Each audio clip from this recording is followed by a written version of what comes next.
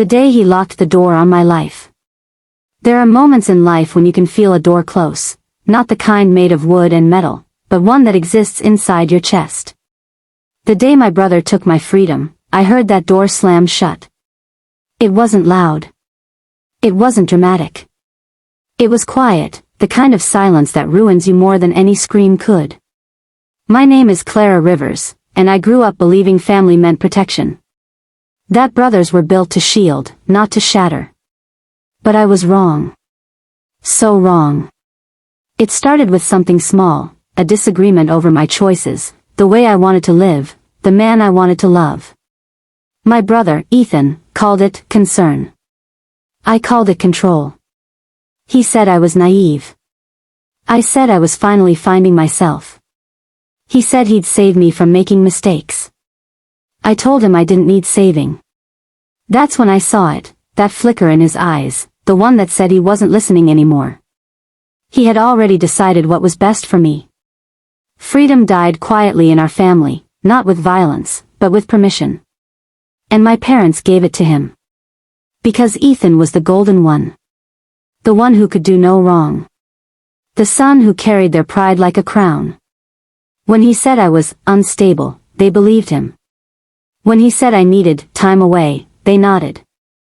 And when he said he'd take care of everything, they handed me over, their daughter, like she was a burden wrapped in concern. I remember that night. The soft hum of tires against the road. The quiet promise of, it's just a few weeks, Clara.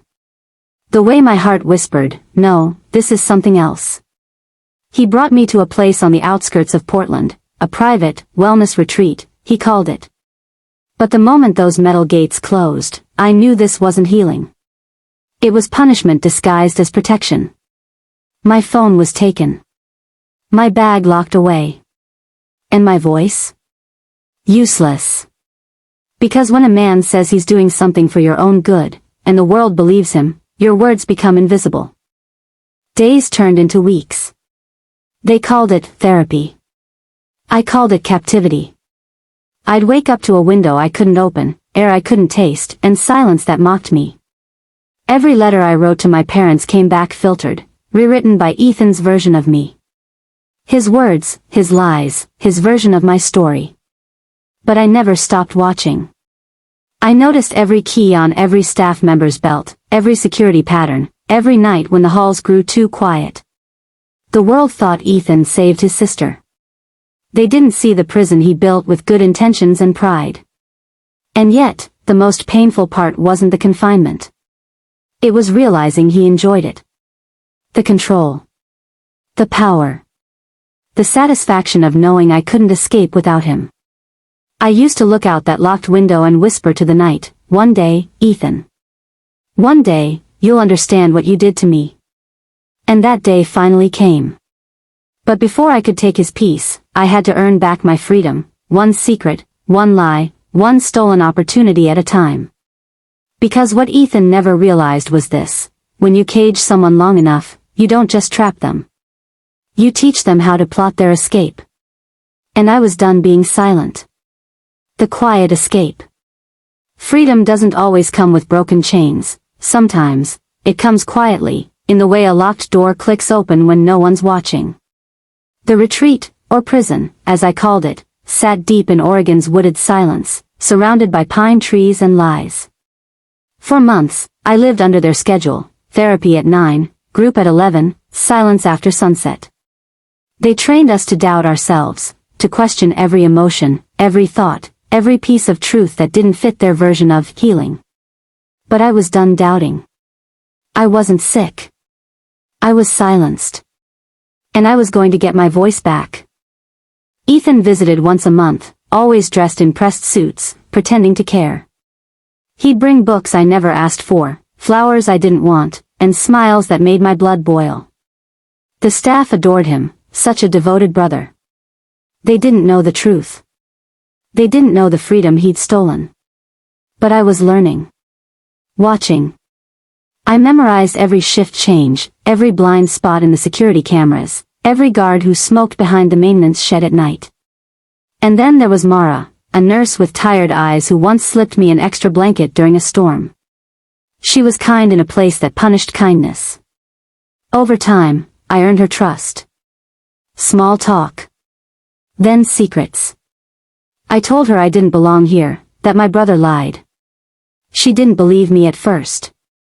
But one night, when she saw Ethan scream at me behind closed doors, she did. That night, she left a small folded note under my meal tray. It read, Tuesday, 2:40 a.m. East Corridor. Door code, 1742. I didn't sleep for 2 nights after that. My heart beat like it knew what was coming, a resurrection. I replayed every possible outcome in my head. What if I got caught? What if the alarms went off? What if this was another trap? But beneath all that fear was something stronger. Rage. When Tuesday came, the storm outside was merciless. The wind screamed like the world wanted me gone, but maybe that was just the sound of freedom calling me back. I crept down the hall barefoot, the floor cold beneath my skin, the faint glow of exit signs guiding me like ghosts of all the girls who never escaped. The keypad beeped softly. 1, 7, 4, 2. For a moment, it didn't work. My breath caught, then the lock clicked. That sound. I'll never forget it. It was the sound of me returning to myself. I ran. Through mud, through branches, through the darkness that tried to swallow me whole. I didn't look back, not even when I heard shouting from the guards behind me. Because the woman running that night wasn't the same girl Ethan locked away. She was reborn. I made it to a gas station 2 miles away, trembling, drenched, barefoot, but alive. I begged for a phone, called the only person Ethan hadn't poisoned against me, Ava, my childhood friend. She came within an hour. She didn't ask questions. She just hugged me, wrapped me in her coat, and said, "You're safe now." But she was wrong. I wasn't safe. Not yet. Because Ethan didn't just take my freedom, he built his entire reputation on the lie that I was broken. My escape wasn't the end. It was only the beginning. The world still believed his story. And that meant I had to rewrite it, piece by piece, truth by truth, until I shattered the golden image he wore so proudly. Because the only thing stronger than my brother's power was my hunger for peace. And peace, for me, meant justice. Rewriting the lie. The first night back in the real world didn't feel real at all. Freedom felt foreign, like air too sharp for lungs that had forgotten how to breathe. I slept on Ava's couch, waking up every hour just to check the locks, half expecting to see Ethan's shadow standing by the window. But morning came. And with it, something new, silence that didn't feel suffocating. Ava wanted me to go to the police. But I knew better. Ethan wasn't just anyone, he was respected, connected, the angelic brother, who had saved me from myself. His words carried weight. Mine carried scars. So I chose a different weapon, truth. But not the kind shouted in desperation, the kind whispered in places that mattered. The kind that spreads like quiet wildfire. I started with evidence. The retreat wasn't just a place for people like me, it was a business. A profitable one. And Ethan was one of its silent investors. My captivity wasn't a coincidence. It was a transaction. Ava helped me track down former staff through social media. Most ignored us. Some blocked us. But one, a former maintenance worker named Lucas Grant, answered. He remembered me. He remembered how Ethan used to show up unannounced, how the director always treated him like royalty. And he remembered the day I escaped, how the staff were told to stay quiet or lose their jobs. He sent me a photo of an old ledger, pages of financial records. And there it was. Ethan Rivers. Partner. That night, I stared at his name until my hands stopped shaking. The brother who claimed to love me had owned the place that stole me. It wasn't protection. It was profit. I printed everything, documents, messages, screenshots, and stored them in a small box under Ava's floorboards. My own kind of weapon chest. But revenge isn't just about exposure. It's about timing. Ethan's world thrived on control and image. I had to make him lose both. So I waited. For weeks, I rebuilt myself in silence. Therapy, real therapy this time, helped me find my ground again. I cut my hair short, as if shedding the past. I got a part-time job at a bookstore, blending into normal life, watching the world move without him. But under that calm, I was plotting. Ethan started calling again. At first, voicemails filled with fake concern. Then, frustration. Then, anger. "You need help, Clara," he said once. "You're ruining yourself." I didn't answer. Because what he didn't know was that I had already reached out, not to the police, but to a journalist. A woman named Sarah Delaney, known for uncovering hidden abuse in mental health institutions. I sent her the documents anonymously. Told her to follow the money. 3 weeks later, an article broke online, "Inside Oregon's Secret Facilities, The Hidden Business of Silence." It didn't name Ethan directly. But the company name was there. His partners were there. The public smelled blood. And for the first time, Ethan Rivers wasn't the hero. His perfect smile began to crack. The retreat announced an internal investigation. His investors pulled back. His company's board questioned him. I watched it all unfold from the sidelines, quietly, patiently. But this wasn't enough. He still had peace. He still had pride. And both were mine to take. So I went home. After 8 months, I stood in front of our family house again, the same door I'd once been dragged through, the same house where my parents still believed his lies. I wasn't the same girl who'd left crying. I was coming back not for forgiveness, but for reckoning. And when Ethan opened the door and saw me standing there, the look in his eyes told me he finally felt what I had felt. The beginning of fear. The confrontation. He opened the door with that same perfect calm, the one he'd learned to wear like armor. Ethan Rivers, charming, composed, the brother every parent wished for. But his eyes betrayed him. Behind that smile was a tremor, a silent recognition that his control over me had shattered. I didn't flinch. Not this time. He stepped back, letting me in with a hesitant, "Clara, you look free." I finished. My voice was soft, but it sliced through the air like glass. The house smelled the same, polished wood, faint coffee, the illusion of a perfect family. But everything felt smaller now. The walls that once listened to my cries now stood witness to something else, my return. Our parents were out of town, a detail I knew because I had planned it that way. This confrontation wasn't meant for an audience. It was meant for him, and the silence between us. Ethan followed me into the living room. The same spot where he'd once sat explaining to our parents that I needed professional help. I remember their faces then, confused, scared, but obedient. His words were gospel. Mine were noise. Now, I was the preacher.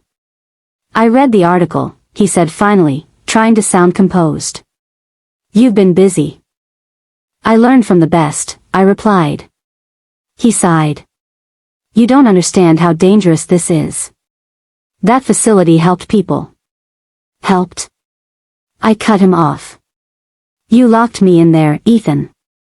You took my phone, my life, my voice, and you called it love." His jaw tightened. "You were out of control, Clara. You were making terrible choices." "No, Ethan. I was making my own choices. And you couldn't stand that." He looked away then, the mask slipping just enough to reveal the truth underneath, fear, guilt, maybe even shame. But not enough to redeem him. I walked closer, steady, unshaken. "You built a business out of people like me. Out of silence. And you made money pretending to be the savior. That's not what happened." "It's exactly what happened." He tried to hold my gaze, but mine didn't waver. "You think you can destroy me with one article," he said quietly. "You have no idea what I can do." I smiled. "You're right. I don't need to destroy you, Ethan. I just need the truth to live longer than your lies. For the first time, I saw his confidence fracture, a flicker of something human. Maybe regret. Maybe just the fear of losing control. I took a deep breath and placed a small flash drive on the table. Everything is here. Emails. Transfers. Proof you paid that retreat to keep me there. I didn't give it to the journalist yet. But if I disappear again, it goes public. Ethan's voice cracked slightly. Clara, please. That word. Please.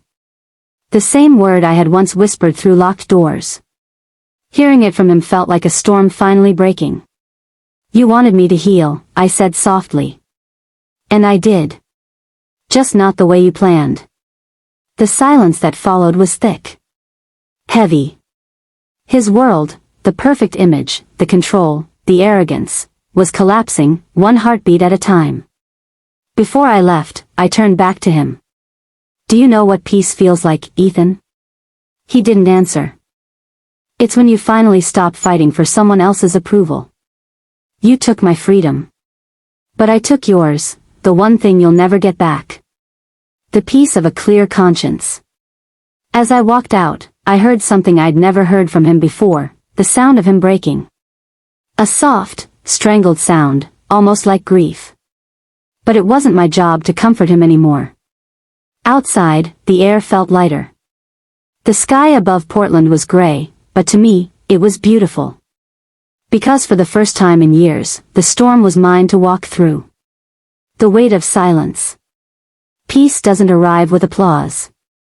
It slips in quietly, after the chaos has burned itself out. After the truth has already done its work. 2 months passed since that day at the house. 2 months since I walked out on Ethan and the ghosts of who we used to be. I didn't see him again, not in person, not even in passing. But his name began to fade from the news, and when it did appear, it wasn't wrapped in glory anymore. The story grew.